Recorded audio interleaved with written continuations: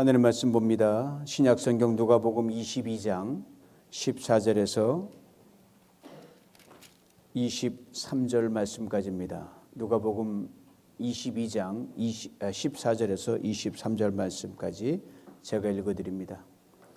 때가 이름에 예수께서 사도들과 함께 앉으사 이르시되 내가 고난을 받기 전에 너희와 함께 이 유월절 먹기를 원하였노라.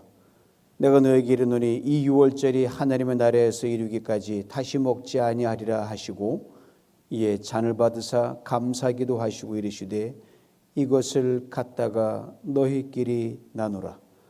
내가 너에게 이르노니 내가 이제부터 하나님의 나라가 임할 때까지 포도나무에서 난 것을 다시 마시지 아니하리라 하시고 또 떡을 가져 감사기도 하시고 떼어 그들에게 주시며 이르시되 이것은 너희를 위하여 주는 내 몸이라. 너희가 이것을 행하여 나를 기념하라 하시고 저녁 먹은 후에 잔도 그와 같이 하여 이르시되 이 잔은 내 피로 세우는 새 언약이니 곧 너희를 위하여 붓는 것이라. 그러나 보라 나를 파는 자의 손이 나와 함께 상위에 있도다.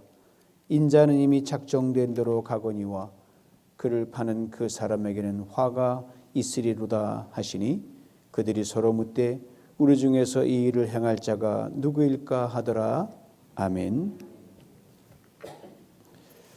말씀 나누기 전에 먼저 장로님 기도했고 저도 목회 기도했듯이 한국이 크나큰 슬픔, 나라의 재난 선포까지 하면서 온 민족이 아파하고 있습니다. 하나님 우리가 희생당한 모든 유가족과 슬픔 당한 유가족과 그 모든 아픔을 당한 사람들이 함께하면서 빨리 치유되고 나라가 회복되고 평강으로 갈 수 있기를 기도하는 마음으로 우리 계속 함께 지냈으면 좋겠습니다. 사랑하는 성도 여러분, 오늘 제 설교가 짧을 것 같습니까? 길 것 같습니까? 여러분의 선택에 달려 있습니다. 사랑은 말로 하는 겁니까? 아니면 몸으로 행동을 하는 겁니까? 뭘로 하죠? 행동을 하고 분명히 말씀하셨습니다. 사람 몸으로 하는 것, 행동으로 하는 것. 오늘 설교는 사랑에 관한 것이 여담입니다. 제가 더 이상 설교할 필요가 없어요. 가서 사랑을 실천하면 되니까. 왜요? 긴 말이 필요 없잖아요. 이제 우리 서로 행동으로 사랑을 나눠야 할 때니까요. 근데 사랑을 몸으로 보여주는 게 참 어렵습니다. 너무너무 힘들어요. 아시는 오늘 종교개혁 505주년 만에 기념주일이에요.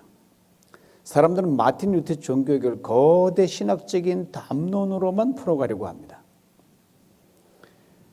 교황과 당시 기득권 종교 및 정치 세력들과 루터가 목숨을 건 외로운 개혁을 했기 때문입니다. 대단한 거거든요. 엄청난 거거든요. 그러나 조금만 깊이 들여다보면 여러분, 루터의 종교개혁은 다른 개혁이 아니라 사랑의 개혁이었습니다.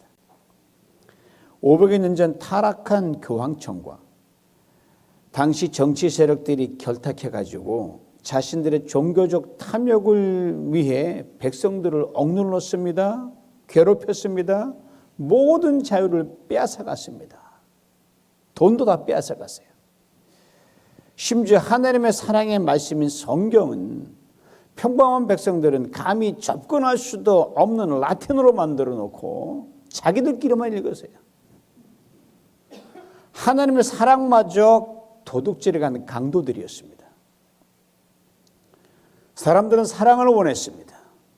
그러나 바로 이들이 거대한 벽이 되어가지고 하나님의 사랑을 가로막고 있었습니다. 이 거대한 벽과 홀로 외로운 사랑에 투쟁하라는 사람이 바로 마틴 루터였습니다. 그리고 루터는 종교 청문회에 출두 안 하면 죽으니까 또 떳떳하지 못할 것도 없으니까 자신을 다 변호한 후에 황제와 대주교 앞에서 다음 같은 말로 그의 답변을 마칩니다. 나는 여기에 서 있다. 나는 달리 할 수 있는 것이 아무것도 없다. 하나님의 나를 도우소서. 아멘. 하나님이 루터를 도우셔서 개혁을 완수했고 오늘 우리가 그 득을 누리고 있습니다. 그리고 일반인들이 성경을 마음껏 읽을 수 있도록 독일어로 성경을 번역해서 널리 읽혀지게 했습니다. 루터의 종교개혁, 결국은 그의 진정한 백성 사랑이었습니다. 나라 사랑이었습니다. 그렇습니다. 사랑을 하는 데는요, 반드시 개혁이 필요합니다. 그리고 가장 힘들고 어려운 것이 사랑개혁입니다. 누구를 진정 사랑하려고 해본 사람은 사랑이 얼마나 힘들고 어렵다는 것을 잘 압니다. 여러분 다 경험해 보셨을 거예요. 혹시 천국에 가보셨나요? 저도 가보지 못했어요. 그러나 천국이 어떤 곳인지는 알고 있습니다. 사랑으로 충만한 곳입니다. 그리고 천국이 어디에 있는지에 대해서 아주 분명하게 말씀하신 분이 계십니다. 바로 예수 그리스도 주님이십니다. 예수님 땅에 계실 때 당신을 찾아온 유대인 한 고위 종교 지도자에게 이렇게 말씀하신 적이 있어요. 요한복음 3장 13절입니다. 하늘에서 내려온 자 곧 인자 외에는 하늘에 올라간 자가 없느니라. 예수님 하나님의 아들이십니다. 하늘이 예수님의 거하는 집이란 말씀이에요.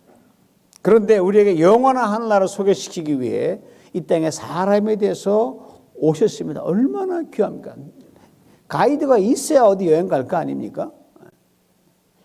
그리고 33년의 짧은 생을 살다가 우리 모든 죄와 허물, 죽음의 저주를 십자가에서 다 청산하시고 다시 하늘로 올라가셨어요. 예수님의 말씀입니다. 천국은 너희 마음에 있다. 이제 천국을 이렇게 구체적으로 설명할 수 있습니다. 마음의 사랑이 충만하면 거기가 천국입니다. 마음에 미움이 가득하면 거기가 지옥입니다. 똑같은 인생을 살면서도 천국같이 사는 사람이 있는가 하면 지옥같이 사는 사람이 있습니다. 사랑이 바로 그 차이를 구분짓습니다. 오늘 보면 예수님께 이 땅에서 제도가 마지막 저녁 식사를 하신 장면이 등장하는데 이렇게 그 시작을 엽니다. 때가 이르매. 이와 같은 의미로 성경에 또 빈번하게 쓰이는 표현이 있는데 바로 때가 참입니다. In the fullness of time. 여러분 성경 읽어 나가시다가 때가 이르매, 때가 참에 이런 표현이 나오면요 멈추셔야 합니다. 왜요? 이게 엄청난 말이거든요. 하나님의 경륜이 이루어진 시간을 거기에 담고 있기 때문입니다.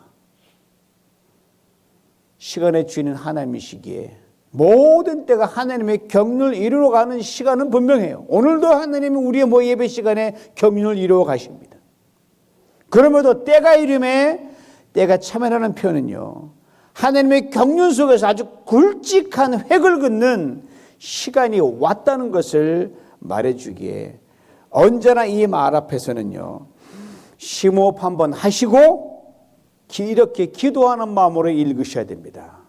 주님, 이 때에 담겨있는 주의 뜻과 내가 마땅히 행해야 할 것을 깨달아 알게 하옵소서.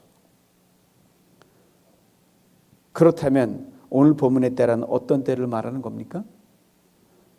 이것을 예수님이 가장 사랑했던 어린 제자 요한이 이렇게 압축해서 우리에게 설명해 줍니다. 요한복음 3장 16절에 우리 모두가 다 아는 말씀입니다. 하나님이 세상을 이처럼 사랑하사 독생자를 주셨으니 이는 그를 믿는 자마다 멸망하지 않고 영생을 얻게 하려 함이라.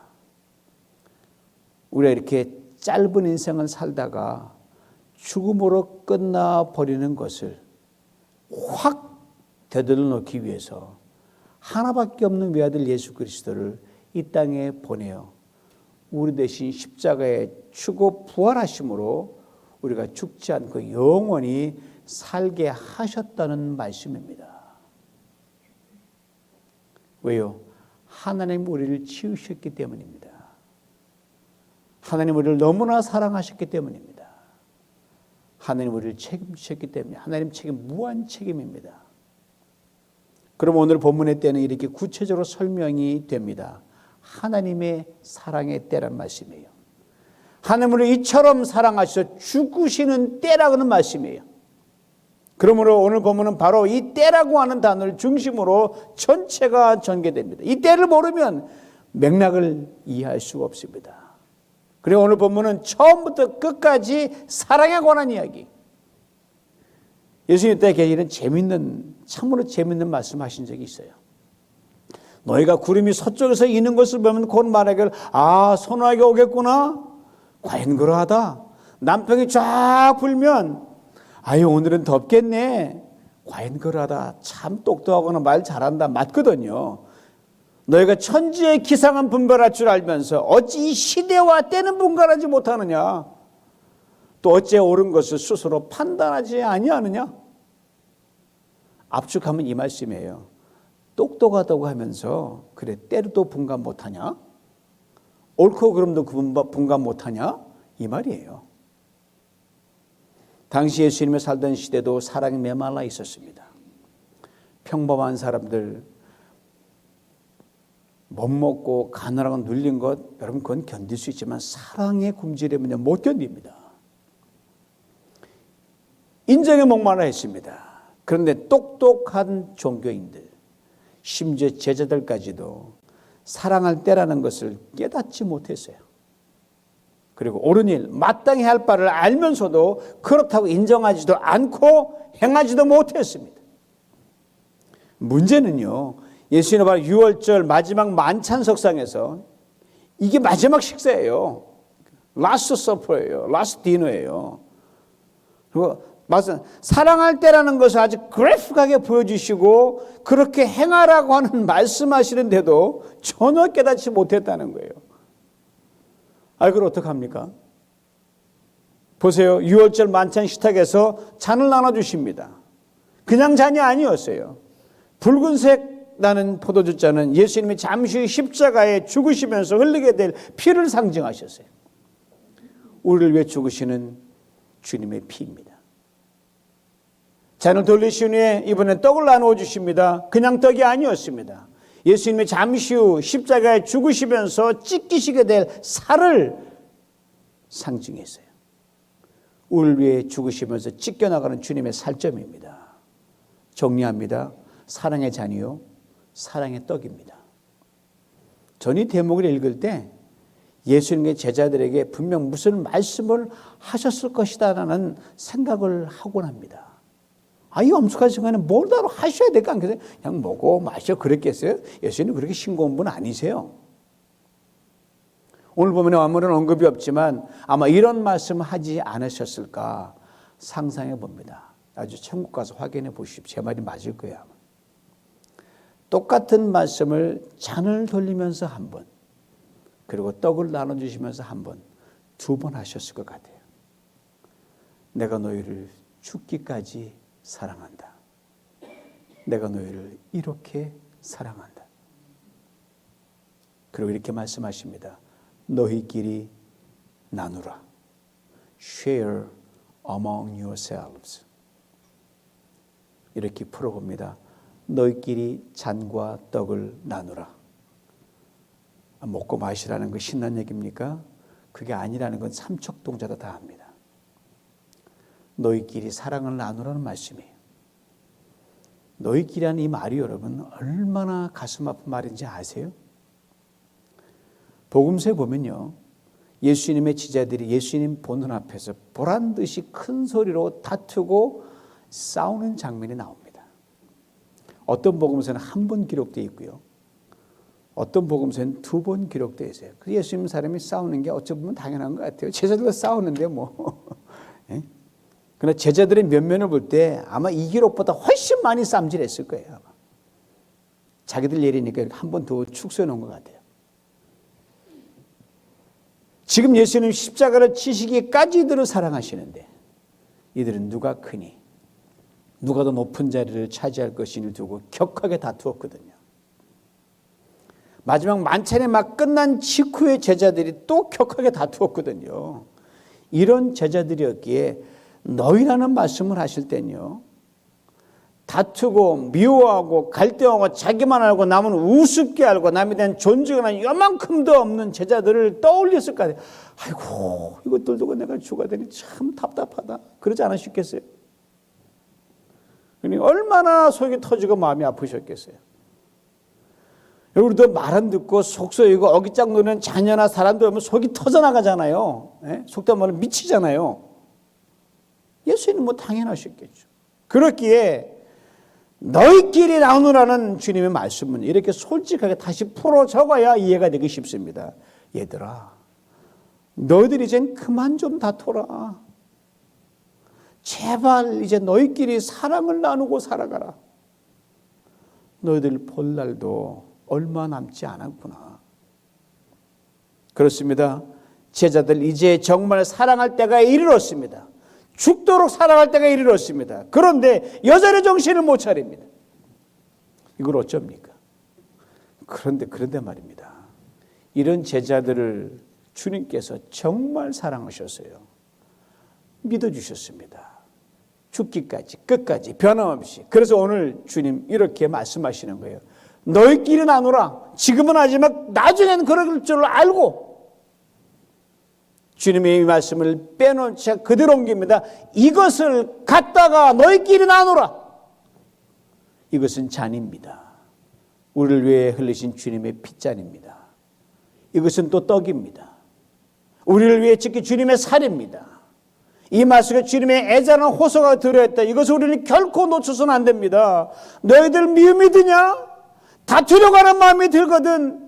남이 나보다 못하다고 시시해 보이거든. 이 잔을 생각하라. 이 떡을 생각하라. 그리고 너희끼리 사랑을 나누라. 이 말이에요. 주님의 애잔한 호소를 압축하면 이렇게 됩니다. 오늘 설교 제목이 사랑뿐이다. 그렇습니다. 사랑뿐입니다. 사랑뿐입니다. 사랑뿐이에요. 그런데 엄숙한 순간에 주님께서 참으로 깜짝 놀라는 말씀을 하십니다. 오늘 보면 21절이에요. 그러나 보라, 나를 파는 자의 손이 나와 함께 상유에 있도다. 사랑뿐이다는 주님의 간절한 호소에 등을 돌리는 한 사람이 그 식탁에 앉아 있다는 말이에요. 그리고 이 등을 돌리는 한 사람의 운명에 대해 주님께서 슬픈 얼굴빛을 띠시며 이렇게 말씀하십니다. 오늘 본문 22절이에요. 인자는 이미 작정된 대로 가거니와 그를 파는 그 사람에게는 화가 있으리로다.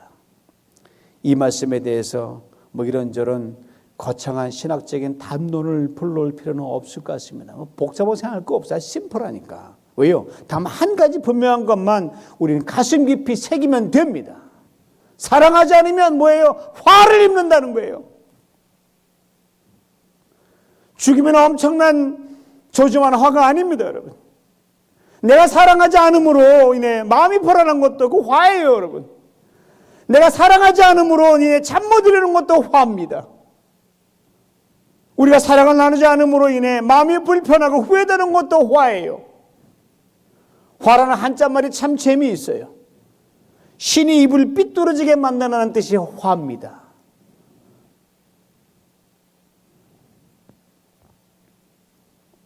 입이 삐뚤어졌으니 좋은 말, 감사의 말, 남 행복해 주는 말이 나올 리가 없지요. 입은 삐뚤어서 말은 똑바로 한다? 그게 가능할 것 같아? 천만의 말씀. 그런 소리 하지 마세요. 어떻게 입이 삐뚤어져 말이 똑바로 나옵니까? 사랑함으로 우리 삐뚤어진 입을 바로 돌려놓는 게 급선무입니다. 그렇습니다. 우리가 살 길은 사랑뿐입니다. 그리고 지금은 남은 인생의 시간은 매일매일 매 순간 죽도록 사랑할 때입니다. 이유 없습니다. 어느 분이 가정생활을 비관하며 하나님께 간절히 기도했어요. 하나님, 빨리 죽어서 천국에 가고 싶습니다. 정말 힘들어요. 그때 하나님이 탁 나타나셔서 사랑이 넘치는 목소리 이렇게 말씀하셨어요. 그래, 살기 힘들지? 내 마음 다 이해한다. 이제 내 소원 들어줄 테니 그 전에 몇 가지 내 말대로 한번 해보지 않겠니? 그분이 예하고 대답을 하고 하나님이 이렇게 말씀하셨어요. 얘야, 내가 보는 네 집안 꼴이 말이 아니다. 엉망이다. 천국 오려고 집안 개판인데 내가 죽은 후 마지막 정리를 잘하고 갔다는 이 말 듣도록 청소 한번 하라. 그 3일 동안 그녀는 열심히 집안 청소를 했어요. 3일 후에 하나님 다시 나타나 이렇게 말씀하셨습니다. 얘야, 아이들은 마음에 안 걸리냐? 두고 가는 게? 내가 죽은 후 애들이 엄마는 우리를 정말 사랑했다고 느끼도록 3일 동안 최대한 사랑 한번 해줘 볼래? 그 3일 동안 그녀는 애들을 사랑으로 품어주고 정성스레를 만들어줬어요. 3일 하나님 또 말씀하십니다. 이제 갈 때가 됐다. 마지막 부탁 하나 해보자. 너 남편 때문에 상처 많이 받고 미웠지? 그래도 네 장례식 때 참 좋은 아내였는데 라는 그런 말 나오도록 3일 동안 남편에게 친절한 사랑으로 한번 대해줘보라. 마음이 내키지 않았지만 천국 빨리 가고 싶어가지고 3일 동안 남편에게 최대한의 사랑을 쏟아부어 베풀어 줬습니다. 3일 후 하나님 말씀하셨습니다. 이제 천국으로 가자. 그런데 네 한번 집을 쭉 한번 돌아보렴. 집을 돌아보니까 깨끗한 집에서 오랜만에 애들 얼굴에 웃음꽃이 피었고 남편 얼굴에 흐뭇한 미소가 있었습니다. 그 모습 보니까 천국으로 떠나고 싶지 않았고 결혼 후 처음으로 내 집이 천국이구나 하는 생각이 들었습니다. 부인이 말하는 거예요. 하나님, 갑자기 이 행복이 어디서 온 겁니까? 하나님 말씀하셨어요. 지난 9일 동안 네가 만든 거야. 그때 부인이 말했어요. 정말이에요? 그러면 하나님 이제부터 여기서 천국을 만들어 가며 한번 살아볼게요. 취소. 그렇습니다. 사랑뿐입니다. 이 땅에 천국을 만들어가며 살 수 있는 the only and best way는요, 사랑뿐입니다. 여기 이 땅에 천국을 만들어가며 살지 못하면 여러분, 저기 저 천국은요, 지옥 같은 천국이 될지 몰라요, 여러분. 이걸 똑바로 아셔야 돼요. 오늘 본문에 예수님 말씀 다시 한번 불러옵니다. 너희끼리 나누라. 너희가 누굽니까? 중세 교회가 타락한 가장 근본적인 이유가 바로 너희 안에 주님의 피 흘리기까지 사랑하신 약하고 힘없고 가난하고 소외된 수많은 백성들을 넣지 않았기 때문입니다. 이들의 사랑은 사랑이 아니었어요. 화를 불러오는 자기 탐욕이었습니다. 그러니 세상의 빛과 소금이 될 리가 없죠. 하나님께서 루터를 통해 사랑 계획을 단행하셨습니다. 왜요? 사랑뿐이기 때문입니다. 그리고 그 사랑 계획은 오늘도 이루어져야 합니다. 아니 생명이 있는 한 계속되어야 됩니다. 사랑의 계획이 멈추면 신앙은 종교로 전락하고 맙니다. 건조한 신학으로 변질됩니다. 교회는 인스티튜션에 불과합니다. 세상이 참 어지럽죠? 시끄럽죠? 말도 많고 탈도 많고 참 힘듭니다. 아픔과 슬픔, 말할 수 없는 눈물이 있습니다. 주님의 말씀에 다시 귀를 기울일 수 있기를 원합니다. 이것을 갖다가 너희끼리 나누라. 주님의 잠과 떡을 들고 우리 주님께 받은 그 사랑을 있는 힘을 다해 나눌 수 있기를 원합니다. 그 안에서 아직도 누구를 미워하십니까? 아직도 품지 못하는 사람이 있으십니까? 이런저런 이유와 남 핑계대기에는 이제 나이가 너무 많고 너무 궁색합니다. 오늘 본문 시작으로 잠시 눈과 귀를 돌려보십시다. 때가 이르매, 네, 지금은 사랑할 때입니다. 죽도록 사랑할 때입니다. 이유 없습니다. 그리고 그렇게 keep going입니다. 왜요? 사랑뿐이기 때문입니다. 그것만이 살 길이요, 거기에 천국에 임하게 될 것입니다. 오늘 예배에 모이는 사랑 목장 사랑 축제가 바로 천국을 보고 듣고 경험하는 복된 자가 될 수 있기를 주님의 이름으로 축원합니다. 오 하나님 아버지 감사합니다. 사랑뿐이라고 그렇게 온몸을 다하여 죽기까지 보이신 그 사랑 앞에 섭니다. 하나님, 우리의 풋풋한 사랑, 유치한 사랑, 조건의 사랑 오늘 이 시간 중생하게 하여 주시옵소서. 그리고 이 땅에 천국을 이루며 살다가 주 얼굴 보게 하여 주시고 오늘부터 아버지 하나님 이유 없습니다. 사랑으로 충만한 가운데 아버지 하나님 세상도 품고 이 땅을 품고 사랑하는 가까이 있는 사람들을 품으며 아버지 하나님 우리를 보고 사람들이 천국을 봤다 증거하는 나누는 기이한 은혜가 우리 가운데 있어지게 하여 주옵소서. 예수님의 이름으로 기도하옵나이다. 아멘.